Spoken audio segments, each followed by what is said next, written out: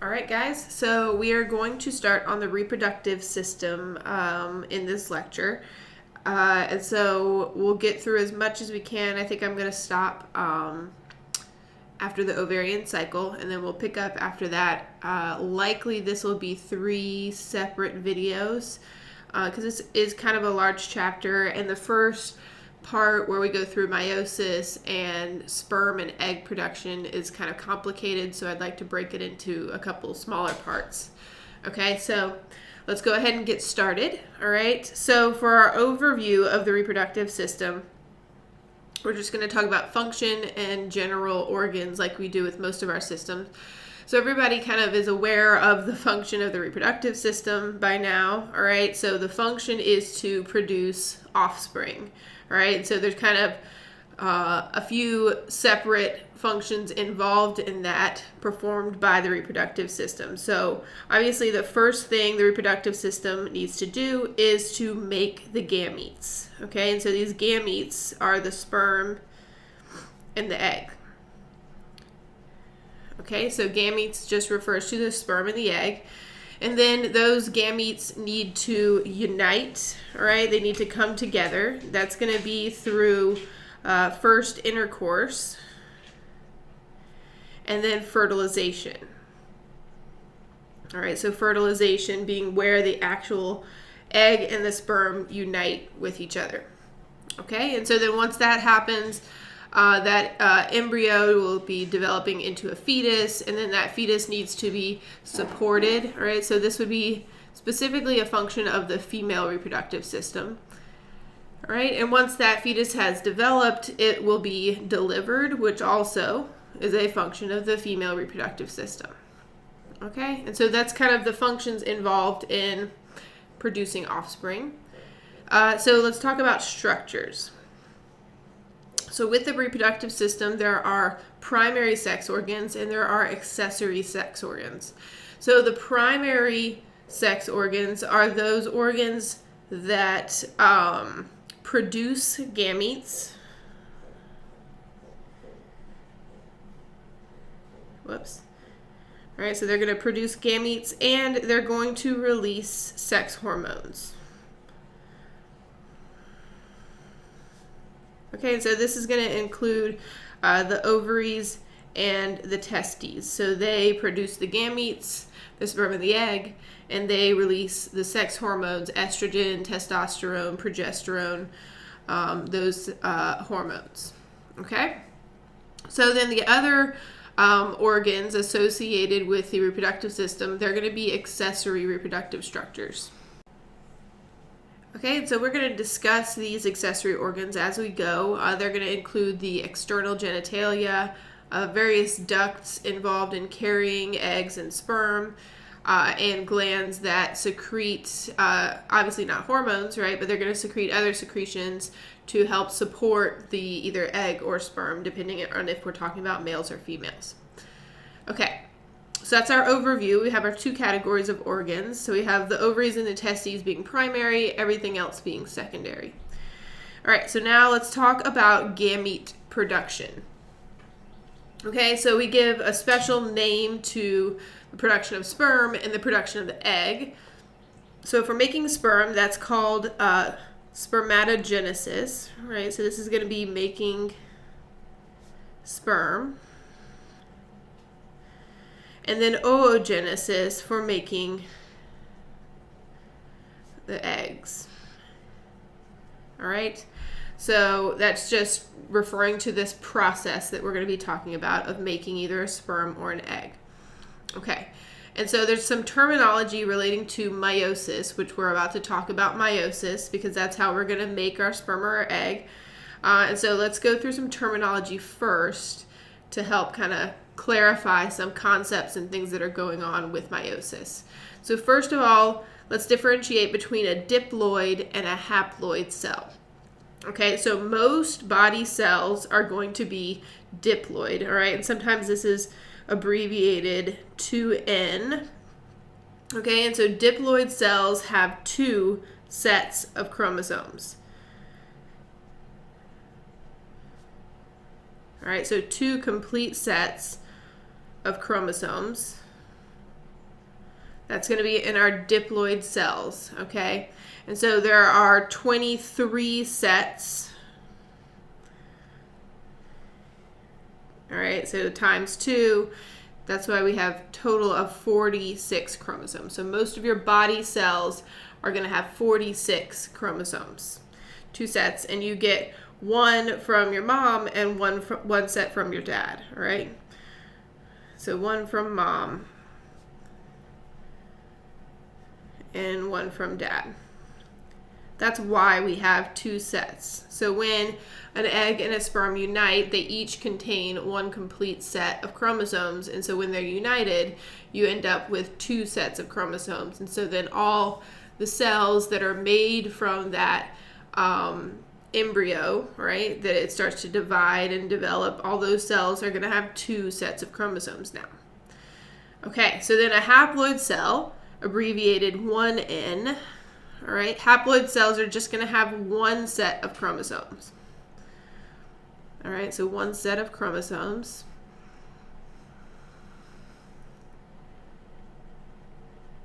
All right, so that's just 23 total chromosomes in a haploid cell.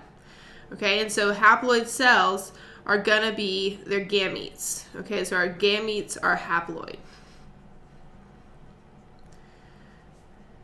All right, so this is just the sperm and the egg.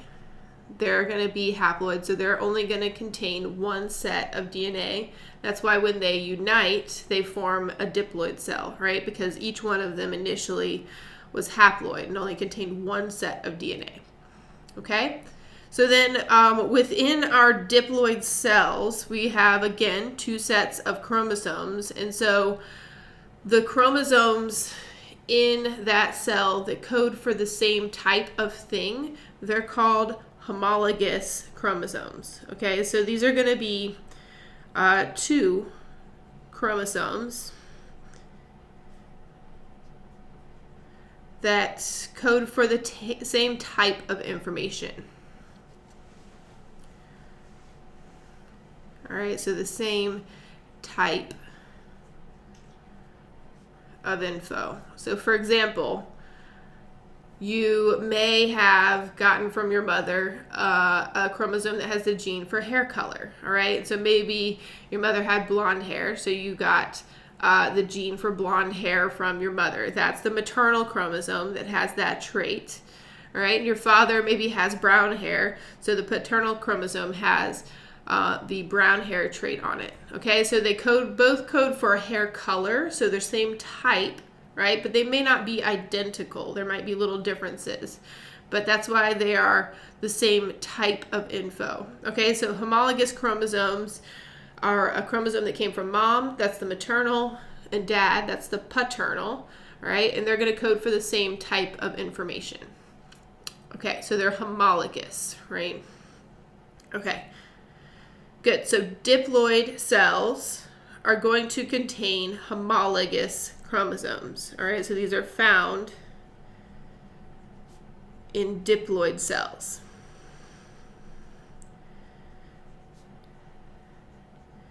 All right, obviously you wouldn't find them in haploid cells because haploid cells only contain 1 set of DNA.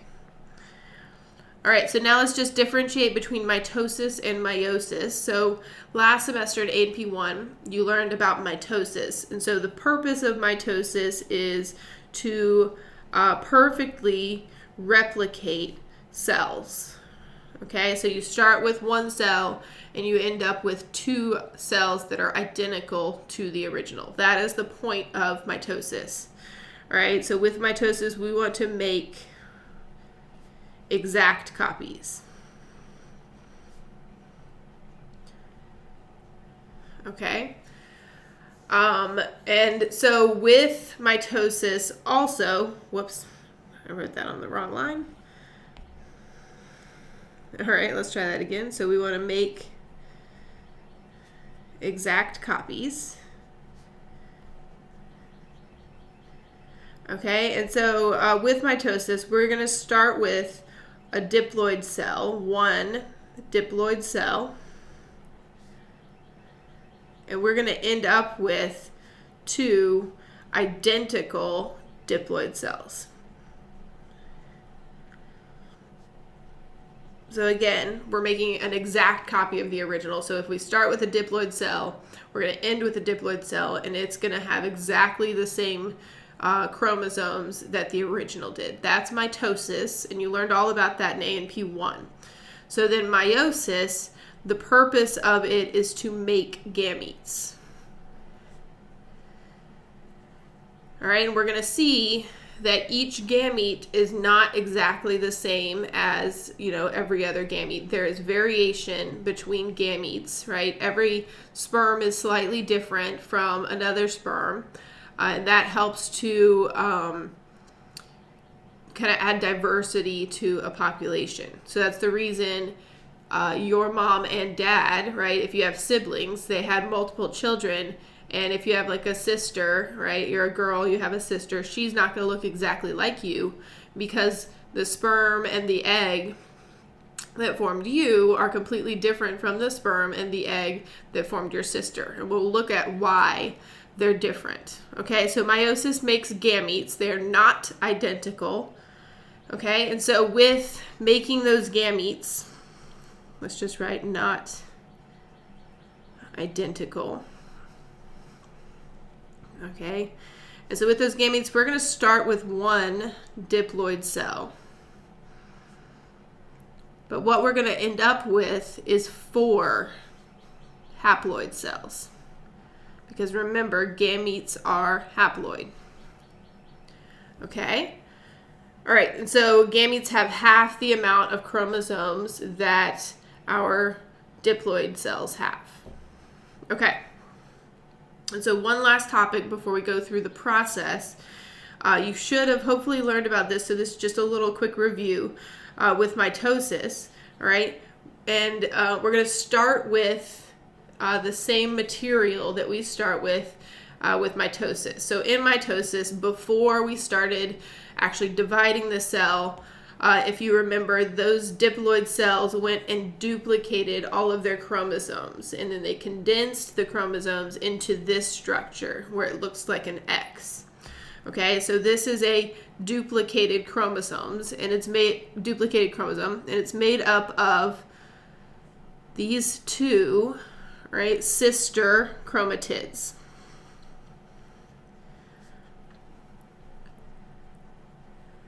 Okay, so when you duplicate, you make copies, right, of your chromosomes. Whoops.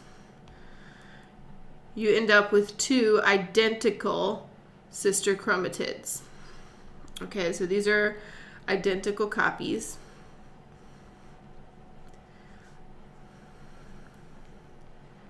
All right, and so with mitosis, if you remember, we duplicated our chromosomes, and then we just took one chromosome and gave like one each to our 2 new cells that we formed. So they each get an identical copy of every single chromosome. Okay, so to start meiosis, we're going to do exactly the same thing. We've duplicated all of our DNA. So we are starting with a chromosome like this, a duplicated chromosome, where we have 2 identical sister chromatids, and they are held together in the middle by this centromere. Okay, so this is what we're starting with, just like we did in mitosis. So now let's start talking about the process of meiosis. Okay, so what we're going to do is we're going to go through all of the steps and what happens, and then we're going to go back and talk about how oogenesis and spermatogenesis are different in these processes. Okay. All right, so the process of meiosis. So we're going to start with, so meiosis is divided into 2 major stages. I'll zoom out a little so we can see. All right, so we have Meiosis I and we have Meiosis II. Okay, and so fortunately, you don't have to learn any new terms for any phases. They have the same names as all the phases of mitosis. So you just have prophase 1, and then for Meiosis II, you have prophase 2. But they all have the same names, just a 1 or a 2 after them. So that helps a little. You don't have to learn anything new there. Okay, so let's talk about what happens in each of these stages. All right, so ignore the stuff off to the sides for now. We're just going to go with the pictures and talk about what's going on. So I'll kind of zoom in a little. Okay, so with meiosis I, we're going to start with prophase I. And so just like in prophase of mitosis, this is the step where our chromosomes are going to condense into that X structure. All right, so we have all of our X's, and our nuclear membrane starts to dissolve. It starts to break down. And these centrioles, right, here and here, start to make their little spindle fibers and send them out across the cell. So that's prophase, just like in mitosis. Okay? And so something with meiosis special starts to happen towards the end of prophase I, and that is that these, if we zoom in even closer, right, these homologous chromosomes, right, so this is like the blue chromosome from dad and the red chromosome from mom, the homologous chromosomes start to find each other and pair up, okay? And so when they pair up and they find each other, like this is a paired homologous chromosomes here, they form what is called a tetrad, all right? So, and I have that written here, okay? So a tetrad is paired homologous chromosomes. All right, so this forms in late prophase I.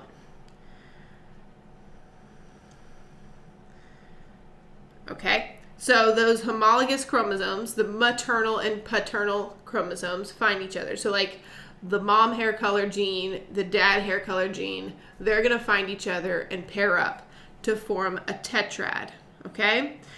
And so the reason I'm pointing this out, all right, aside from, you being able to understand the next step, is that this is where the diversity comes in. This is where the differences between each individual sperm comes in. So every sperm is not exactly the same because of this process of tetrad formation. So when you form a tetrad, all right, so we're just going to zoom in here. So we form our tetrad, they pair together, and when they're really close to each other like this, what can happen is that this little sister chromatid that's sitting right next to this sister chromatid, they can swap pieces of DNA. Okay, so they'll like exchange pieces of DNA that code for the same thing, right? Like here's my hair color gene, I want to exchange that for your hair color gene, right? And they're going to switch them. And so this chromosome, this chromatid here, could contain, maybe this little segment is hair color, right? And then we have eye color, and then we have, the gene for freckles, right? So we're going to swap out our hair color genes. So now we have a new hair color with the original eye color and trait for freckles, right? So this is basically an entirely new chromatid that looks different. And so this adds a lot of diversity into the population. So every egg is different than the previous one, all right? And every sperm is different from every other one. Almost every. Sometimes you can get, similarities, but it's not, the probability of having something different is higher. Okay, so then if we look at metaphase, all right, so metaphase in mitosis, remember the chromosomes just line up down the middle of the cell. So similarly here, right, we're going to line up in the middle of the cell, but it's our tetrads, right, our paired homologous chromosomes that line up. So they line up together, all right, and so you can actually see here that we've had crossing over occurring. So this is called crossing over, okay? So crossing over is when homologous chromosomes, and we'll come over here, right, and I can make a little note. Homologous chromosomes swap DNA. All right, I'm not going to make a note. I'm just going to draw an arrow to where it's happened in our picture. Okay, so then you can reference that. So crossing over is that swapping of DNA. All right, and then another really important way to add diversity, right, to make each egg or each sperm different is through this process of random assortment. Okay, so that's happening right here with metaphase 1. So random assortment is just how these tetrads line up in the middle of the cell. Okay, so it is completely random as to whether this red chromosome is going to be on the left, or it could have just as easily, right, ended up on the right. So it's completely random how they sort themselves. So random assortment. So it's totally random how they sort themselves on that midline. All right. So this guy could be here and this blue here. And then the next time, you know, meiosis happens, this red chromosome could be on the other side and this blue one over here. And so then that'll mean when this chromosome is pulled to the opposite side to a new cell, all right, it'll be totally different as to whether, you know, this cell that we're going to form on this side gets this blue chromosome, and then it could get the, you know, next one could get the blue chromosome paired with the red chromosome, and then this blue one. The next one could get a totally different assortment. It could get red, red, and red, right? That's totally random, okay? All right. So those are kind of the big differences. Everything else is pretty simple with what's going on here. Okay, so prophase 1, homologous chromosomes find each other and form a tetrad. Once they form that tetrad, they can swap pieces of DNA. That's called crossing over. So crossing over can occur in prophase 1, and it can occur here, right, where they're lined up together in metaphase 1. Okay, and so then metaphase 1, those tetrads are going to line up in the middle of the cell randomly, right? So they line up randomly. You can have mom on the right, dad on the left, or the other way around. And then anaphase 1, we're going to pull apart, we're going to separate those homologous chromosomes. Okay? Obviously, this is different than mitosis. So anaphase 1, I'm just going to make a note here, all right? We're going to separate the homologous chromosomes.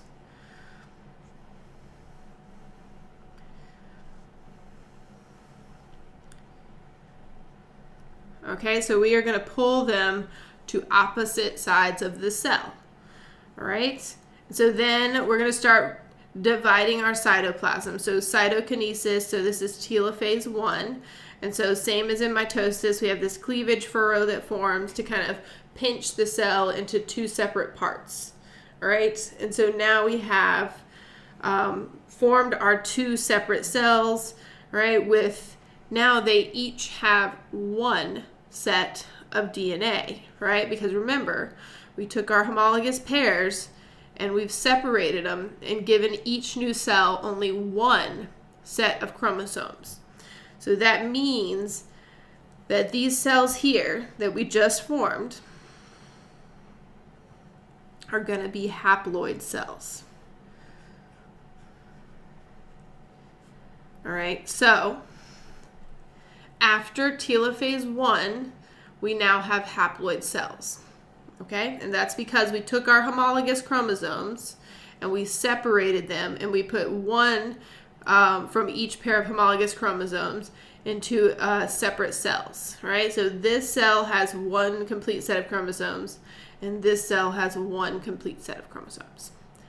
Okay, and so from here, the process looks exactly like mitosis did. All right, so with each cell, we are going to line our chromosomes up along the middle, single file, right? They're going to line along the middle. And then in anaphase 2, we're going to separate those sister chromatids, right? So we have a chromatid here and here. That's anaphase 2.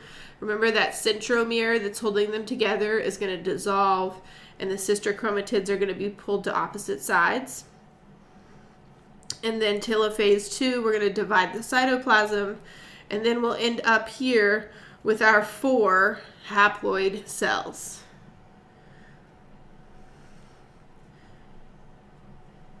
All right, so 4 haploid cells. So at the start of meiosis II, up here, we're starting meiosis II with haploid cells. And we're obviously not adding any chromosomes, so they're just going to stay haploid cells. So we start with 2 haploid cells here. We end up with 4 haploid cells at the end. Okay? All right, so if that was a lot, right, try going through it yourself and writing out the steps, right? Try writing out what happens in each of these stages, okay? And that'll help you, if you practice it like that, that'll help you to be more comfortable with it. Okay.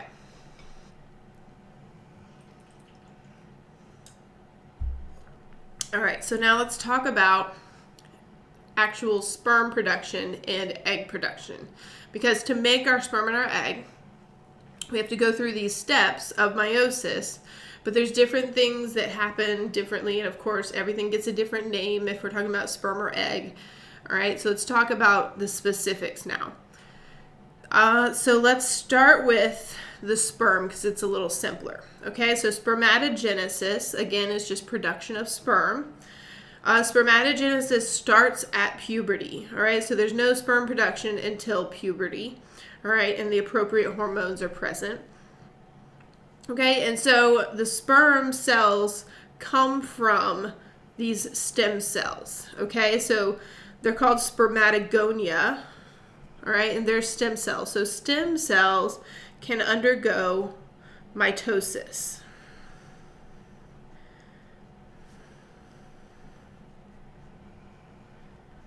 All right, and so this is kind of like the well that, you know, the seminiferous tubules can draw from to keep making sperm.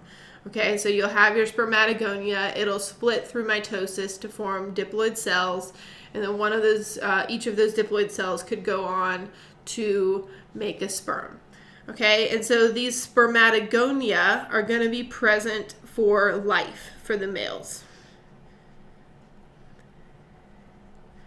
All right, present for life. So they can keep dividing through mitosis, and so we can keep making more and more and more sperm. So sperm can be made throughout life, all right, after puberty, throughout life. Okay, good. All right, and so we refer to the cell that starts prophase 1 as a primary spermatocyte. So the primary spermatocyte is the cell that's entering meiosis I, all right, so prophase 1. So that's just called a primary spermatocyte, okay? And then the cells that enter our newly made haploid cells that enter meiosis II are called secondary spermatocytes. All right, so they're haploid. All right, because remember, these two cells were haploid. That's these guys. Adding letters all over the place, all right? And these are going to enter meiosis I. Meiosis or meiosis. I know people say it both ways. All right. So enter meiosis, sorry, not 1, 2. So our primary spermatocytes enter meiosis I, and our secondary enter meiosis II. So primary 1, secondary 2. That's kind of easy to remember. Okay?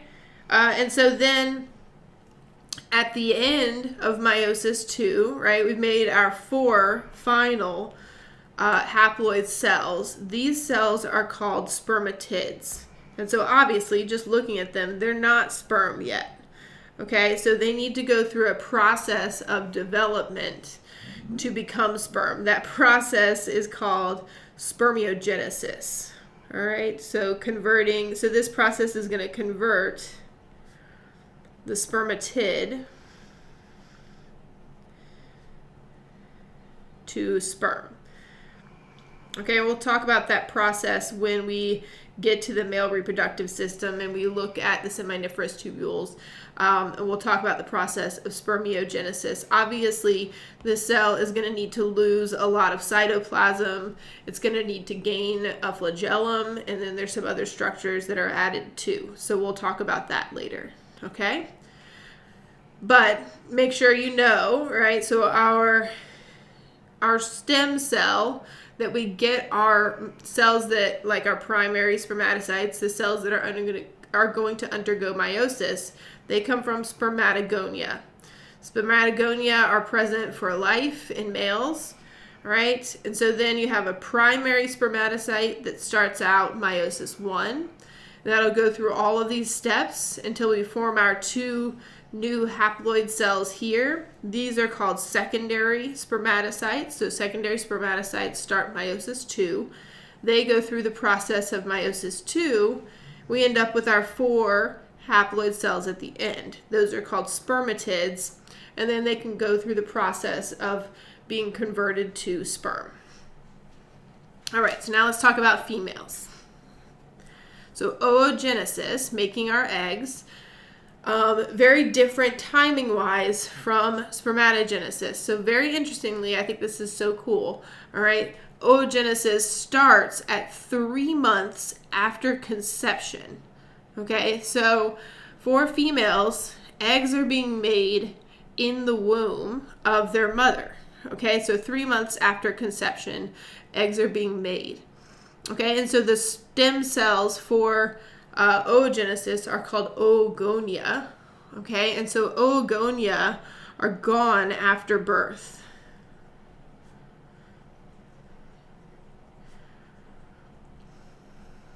Okay, so, and then after the oogonia, we have our primary, similar to our primary spermatocyte, we have these primary oocytes that are going to enter prophase 1. Okay, so by the time a female is born, she has all of the primary oocytes she is ever going to have for her whole life. They are made, these stem cells, these oogonia are gone, okay, which is very different from males with sperm production. Okay, so we have our primary our primary oocytes that enter meiosis I. Okay, they're present at birth.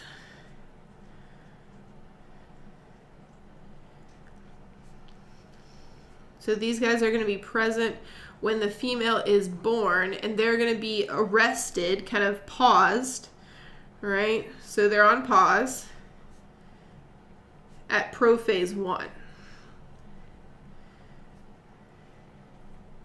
And so we call these oocytes, and they're surrounded by kind of some supporting cells. We call them follicles. Okay, and so these follicles that are paused in prophase 1 are called primordial follicles. All right, and we'll see that when we look at the ovaries and histology, we'll see where those are located, okay? So we have our primordial follicles.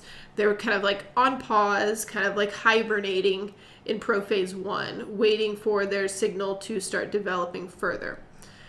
Okay, and so once they get that signal, they'll start developing and finishing meiosis I, all right? And so then we end up with our 2 haploid cells here, all right, our new haploid cells. Those are called secondary oocytes. Okay, secondary oocytes go into meiosis II. So something interesting that happens with females, instead of making 2 identical cells, what you end up with is a secondary oocyte and a polar body. Okay, so this one oocyte takes, when these cells split at this point, right, actually one cell is going to take a majority of the cytoplasm for itself, and then the other one will just get a tiny little bit, and then these will split, and you'll get this tiny little cell with very little cytoplasm that's not a viable oocyte, and then you get this other one that's very large, this secondary oocyte. So the polar body is not a viable egg, right? It's kind of like the leftover, and you know, it doesn't really serve a purpose in reproduction. So you get at the end of meiosis I, and you start meiosis II with 1 secondary oocyte and 1 polar body. Okay, so we'll make a little note up here. So this is a big cell with most of the cytoplasm.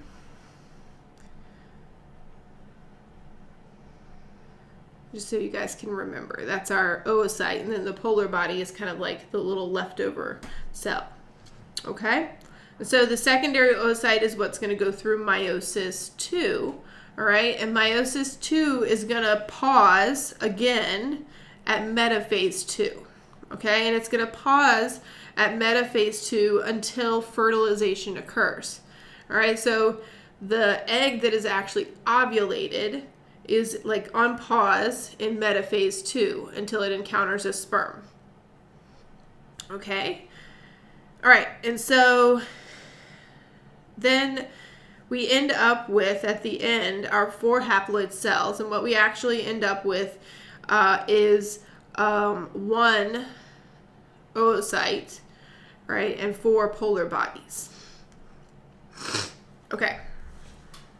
So that is meiosis, the sperm and the egg production. We'll get into a little more detail of the structures, kind of the in-between structures with our follicles for the females, and then some of the other names with our spermatocytes and how they're formed with males.